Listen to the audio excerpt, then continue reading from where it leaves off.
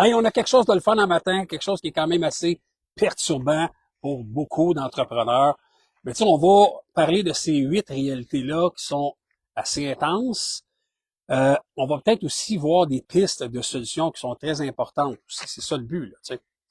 Le but, c'est pas de vous rendre plus déprimé qu'il faut, là. Hein? C'est de trouver des solutions.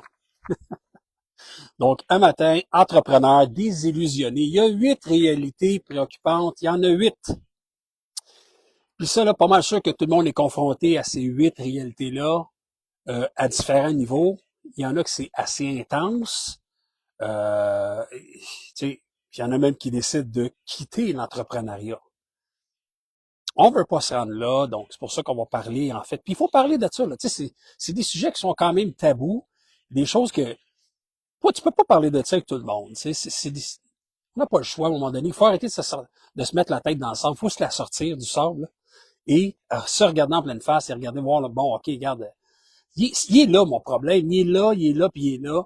Sur les 8, il y en a 3 là, qui sont majeurs, là, puis là-dedans, là, il faut que je mette du temps et de l'énergie pour être capable de passer au travers, parce que ce n'est qu'une tempête. On s'entend dessus? Ce n'est qu'une tempête. Et des tempêtes, là, il va en avoir d'autres. C'est ça l'entrepreneuriat. Vous devez être préparé à toutes les tempêtes. Hein? Sinon, lâchez ça, là. Vous allez travailler 9 à 5 quelque part.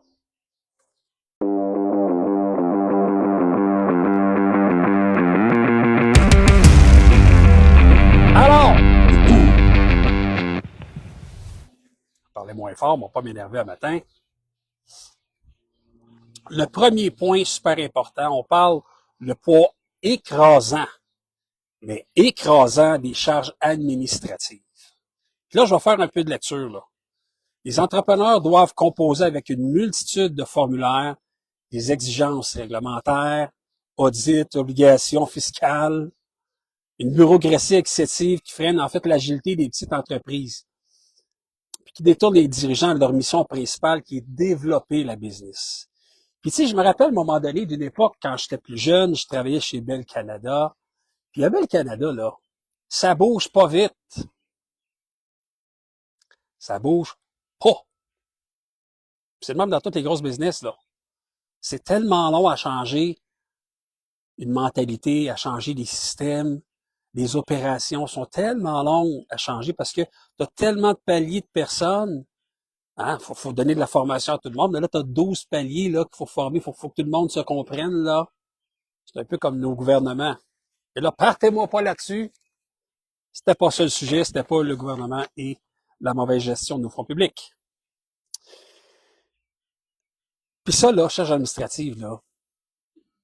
Des fois, on se pose la question comme entrepreneur, est-ce que mon entreprise, je continue à générer de la croissance, de la croissance, de la croissance, de la croissance. Puis souvent, c'est une croissance qui est mal planifiée. Cette croissance-là, elle est tellement rapide qu'on finit par s'enfarger des fleurs du tapis, là. Puis c'est pas des farces. Il y en a des entreprises qui ont passé de 750 000 à 2,5 millions en un an. C'est extraordinaire, là. Sauf qu'il y a des choses qui doivent changer, des opérations. Et ça, ce sont des petites entreprises qui sont capables de s'adapter rapidement, qui vont être capables de le faire. Une grosse entreprise qui commence à, je sais pas, moi, 50, 100 millions de chiffre d'affaires, puis va se rendre à 3, 4, 500 millions de chiffre d'affaires. Des entreprises comme Bell Canada, des Belles de ce monde, les Vidéotron, tâchez votre sucre, là. Ça va être long avant que ça bouge, là.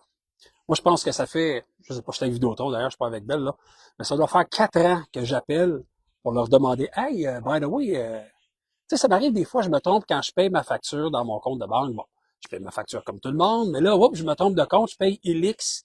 Puis, oups, quand je devais payer les téléphones cellulaires, ça vous est déjà arrivé, ça, cette affaire-là? Moi, ça m'arrive une fois de temps en temps. Là, j'appelle. Écoutez, ça vous tente pas de faire ça simple, là? Une facture pour toutes. Facture unique. Ça fait 4 ans, excusez, 4 ans qu'on me chante la même chanson. Ça fait 4 ans qu'on me dit, oui, on est en train de transférer, puis oui, oui, ça s'en vient, ça s'en vient. Ça s'en vient quand? Quand? Pas cette année, en tout cas. Deuxième point, Un accès difficile au financement. Ça, là, je sais pas de vous autres, mais c'est le problème de tout le monde. Malgré les besoins constants et croissants d'un capital pour innover, recruter ou croître les conditions d'accès au financement bancaire ou gouvernemental demeurent rigides. Ben oui, c'est rigide. T'sais. Les délais, les garanties exigées et les critères de solvabilité sont souvent déconnectés des réalités des PME. C'est vrai. C'est vrai. C'est vrai, c'est déconnecté complètement. On n'a pas le choix, il faut faire avec. Puis ce qui était là, il y a 5 ans, il y a 10 ans, la poignée de main au banquier d'Aide.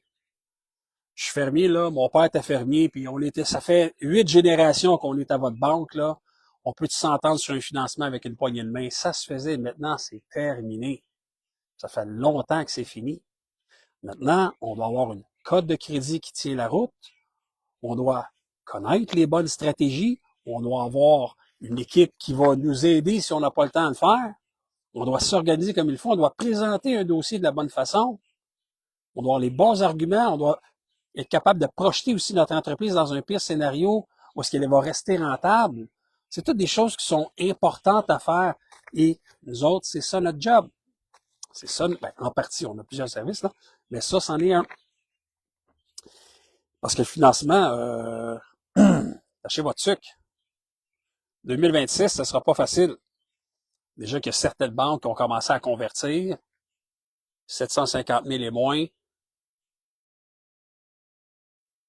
ça marche moins, là. C'est comme machine à saucisse. Tu sais, avant ça, il y avait ça, BDC, là, 100 000 machines à saucisse. Tu t'en vas sur Internet. Bon, mais là, c'est plus juste BDC, là. C'est d'autres, les autres banques également. Les employés veulent plus travailler, euh, sont tous en burn-out, manque de qualification. Euh, au moment donné, c'est pas, c'est sûr que la robotique ou l'intelligence, à un moment donné, les automatisations viennent remplacer l'humain parce que l'humain est brûlé. En tout cas, certains humains.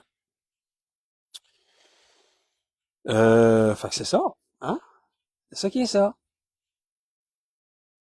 Financement, pas facile. Puis en bas de 750 000 en financement, les directeurs de compte sont rares. Encore là, il faut connaître les bonnes institutions. Il faut connaître les bons intervenants.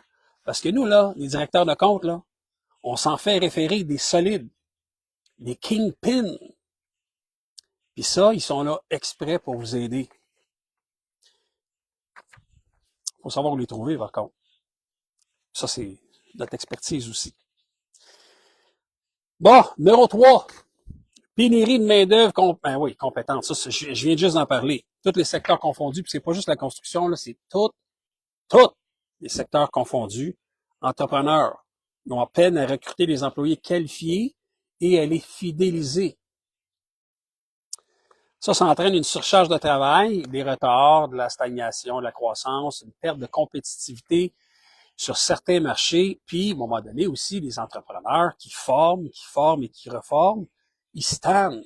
Ils finissent par avoir moins de patience, eux autres aussi, puis c'est pas rentable de former un employé 2, 3, 4, 5, 6 fois, dans la mesure que, tu sais, t'en formes un à chaque 3 mois, là, parce qu'ils s'en vont, là. Fait qu'est-ce qu'il faut faire? Il faut leur donner les meilleures conditions. Oui, mais on parle pas de salaire. Meilleures conditions salariales, oui, c'est un point, mais j'ai un petit conseil pour vous, là, pour le fun, là. Essayez ça, vous allez voir, ça marche, là. Développez le sentiment d'appartenance. Soyez une équipe serrée, solide, plaisante, amusante. Ayez du fun à la job. Ayez du fun au travail. Faites des activités des fois. Un petit 5 à 7, ça n'a jamais tué personne. C'est le fun. On se rapproche de notre monde. On apprend à se connaître à l'extérieur du cadre du travail. Et ça, tant qu'à moi, c'est la meilleure affaire à faire. Pour une couple de piastres de l'heure de plus ou de moins, un employé, bon, il va rester chez vous. Il est bien chez vous, ça va, c'est facile. La communication est fluide, tout le monde se parle. Puis tu sais, quand j'ai une idée, là, elle n'est pas enterrée parce que le boss dit ouais, toi, prends ton tour, là. Je veux pas t'entendre ou sans être aussi drastique que ça. Ce que je veux dire par là, c'est que il y a certains, en fait, patrons d'entreprise qui ne sont pas ouverts en d'esprit à l'innovation Et là, tu as des employés qui, eux, bouent en dedans. Là, ils ont plein d'idées, ils ont plein de projets, là, puis ils aimeraient ça en faire bénéficier la business. Là, tu as le boss qui dit, non, toi, c'est pas pour ça que je t'ai engagé. Là. Prends tes affaires, va travailler, puis ça marche pas, ça marche pas. Ça prend, c'est un team, hein? C'est un travail d'équipe. C'est une question de se sentir apprécié dans son travail comme employé, puis comme employeur, de donner la chance à chacun de s'exprimer et de se sentir aussi partie de la famille. Point numéro 4, érosion de la rentabilité. Entre la hausse des coûts d'exploitation, l'inflation, la pression sur les prix, la difficulté à augmenter les tarifs sans perte de clients, plusieurs entrepreneurs constatent une baisse, en fait, qui est constante de leur marge bénéficiaire. La marge bénéficiaire. Ça, là, hey, tu sais, ceux qui s'en vont, là, qui sont dans le transport puis qui vont aux États-Unis, là, la marge bénéficiaire à fond soleil, là, c'est fini, là.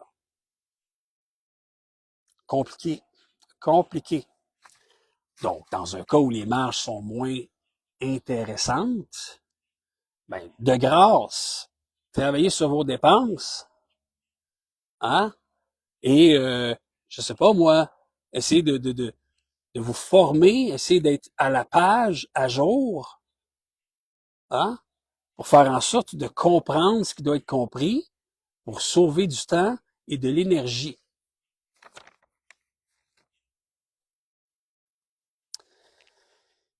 Puis on le sait, là, les prix, là, ils vont pas baisser, là. Ils vont pas baisser. Les matériaux vont coûter plus cher l'année prochaine, l'autre année d'après, dans 5 ans, dans 10 ans, dans 20 ans. Tout coûte plus cher. Fait qu'il faut arrêter de capoter avec ça, là. On le sait. On le sait que la facture est refilée à qui? Aux consommateurs. Alors, si c'est le cas, essayez de donner plus de valeur à vos services. Du moins, si vous avez un service, si c'est un produit, c'est un peu compliqué. Et si vous avez un service que vous rendez, donnez de la valeur qui va justifier une augmentation de prix. Point numéro 5, isolement du dirigeant. Oui, le rôle du chef d'entreprise est souvent solitaire. Ben oui, c'est ça la game. Les entrepreneurs doivent prendre des décisions complexes sous pression, sans réel soutien stratégique, ce qui peut engendrer un sentiment d'épuisement, de doute, voire de perte de sens. Il y en a plein qui sont perdus, là. Il y en a plein, là, qui sont sur... Ils vont se joindre à 88 groupes de réseautage, là, hein, pour essayer d'aller chercher du monde, de connecter quelque part, là. S'ils connectent pas, ils vont finir par péter aux frettes. Puis c'est la job qui veut ça, malheureusement, que ce soit troqueur ou en construction ou quand tu es dans une entreprise, puis c'est toi le chef d'entreprise, c'est toi le dirigeant. Mais c'est très rare que les gens sous toi vont comprendre la pression que toi, tu te mets toi-même, bien sûr, oui, mais pour certains objectifs à atteindre, pour un bien-être que tu recherches, pour une liberté financière, pour que tu puisses hein, offrir une vie plus facile peut-être à tes enfants. On a tous, on a tous nos objectifs, on a tous un why, le pourquoi que je fais ça comme ça. Parce que pourquoi qu'on le fait, c'est quelque chose, mais pourquoi tu le fais comme ça, c'est un autre point. Parce que tu peux quand même faire ce que tu as à faire, mais le faire différemment. Puis c'est le fun, là. Des zooms, c'est le fun, de la connexion en réseautage. Mais vous allez être quand même seul et isolé. Et ça, faut l'accepter. Et je crois que ça passe par l'acceptation du fait que prenez mon exemple, là. Je travaille pas dans une multinationale, je suis plus dans les banques, les parties, les 5 à 7, les réseautages, les activités de golf, les ci, pis ça. Il y en a pas, là. Ils doivent être créés par nous, puis on est souvent dans le jus, fait qu'on n'a comme pas le temps de faire plein d'affaires. Fait que c'est un petit peu un travail solitaire. Mais moi, je l'ai accepté, ce job-là. J'ai accepté cette position-là, de ne pas toujours être entouré de personnes, puis passer 2 heures par jour à la cafétéria à jaser de notre fin de semaine. Ils vont dire, ça fait mon affaire. Ne pas être dans le trafic, ça fait mon affaire. En tout cas, changement réglementaire imprévisible.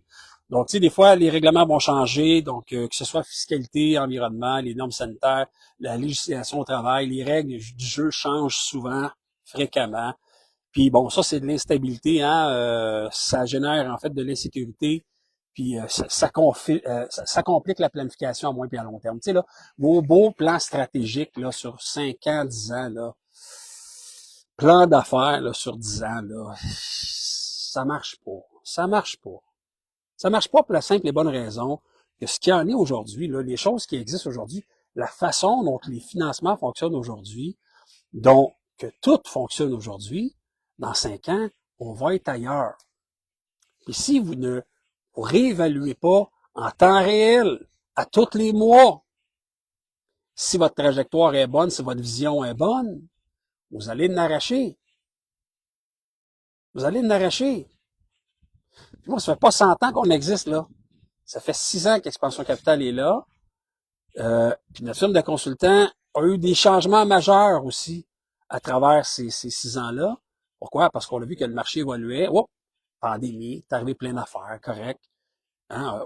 Tout coûte plus cher ailleurs, il faut se réajuster, on veut donner plus de services, on veut se faire payer comme il faut, parce qu'au bout de la ligne, si lui ne me paye pas, c'est parce que l'autre il l'a pas payé, puis l'autre il l'a pas payé, puis l'autre il le paye pas. Ça fait un jeu de domino.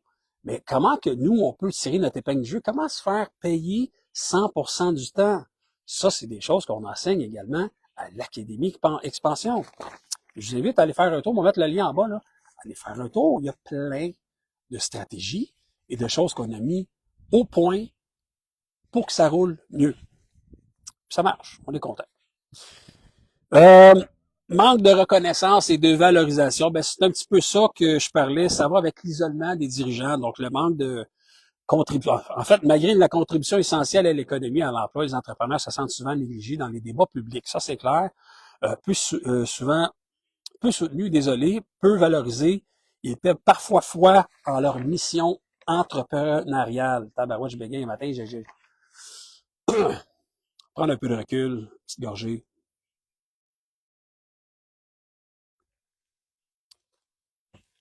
Fait que la mission entrepreneuriale, il y en a qui la perdent de vue solide. Puis tu sais, on a tous besoin de reconnaissance, de se faire valoriser, mais est-ce que ça doit passer 100% par notre job, par ce qu'on fait de notre vie en tant que travail, que travailleur, qu'entrepreneur? Pas toujours. Pas toujours. Il y a d'autres choses aussi qui valorisent. Le sport, les amis, la famille, les activités, hein, le fait d'être en vie, d'être là, d'être présent, d'être allumé. Il y a plein de choses qui valorisent. Moi, je fais de la musique. Faites de la musique. Jouez aux cartes. Faites des casse-têtes. Hein? Faites quelque chose. Faites quelque chose d'autre que votre travail et diversifiez la valorisation que vous vous donnez à vous-même. Parce que si vous capitalisez juste sur la job me rend heureux, puis le jour où ça marche plus à job, où il y a trop de pression, où vous êtes déséquilibré, désorganisé, ça va affecter toute votre vie. Le point numéro 8 et le dernier. Transition numérique et écologique mal accompagnée. Les entrepreneurs sont fortement sollicités pour s'adapter aux réalités technologiques. Hein, les annonces Google, hey, tu veux-tu des leads pas chers, là? On va aller t'en trouver, là. C'est garanti, moi, de trouver des leads. Des leads, des futurs clients, des prospects. Ben, faut que tu payes, faut que tu payes, faut que tu payes, puis faut que tu payes.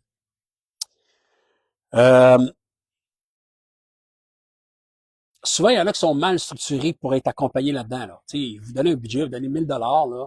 Ah, puis OK, fais-moi des campagnes Facebook, fais-moi, mais vous ne connaissez pas c'est quoi une campagne Facebook, vous ne savez pas c'est quoi la vidéo, vous avez de la difficulté à vous exprimer sur une caméra, il y a des étapes à faire avant d'en arriver là.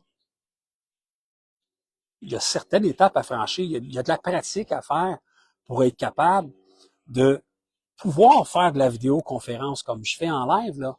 Il n'y en a pas de reprise, là. Je me trompe, je recommence, puis c'est pas grave, puis je m'en fous, là. Je m'en fous, c'est pas important. L'important, c'est que le message passe, puis que ce qui devait être dit, soit dit.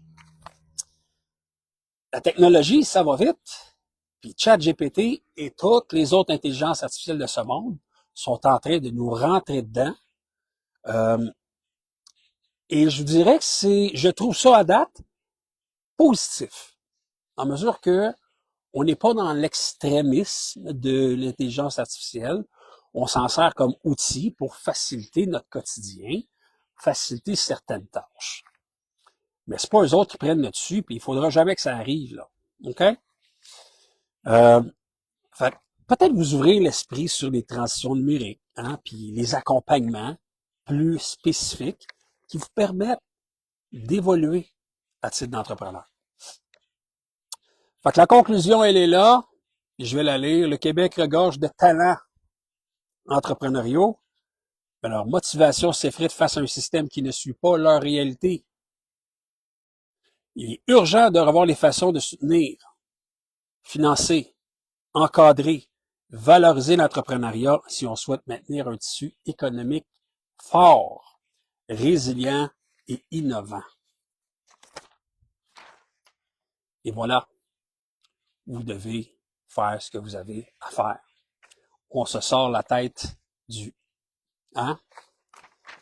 Et voilà. Je vous aime bien pareil, même si c'est du tough love des fois ce matin, c'est un petit peu ça.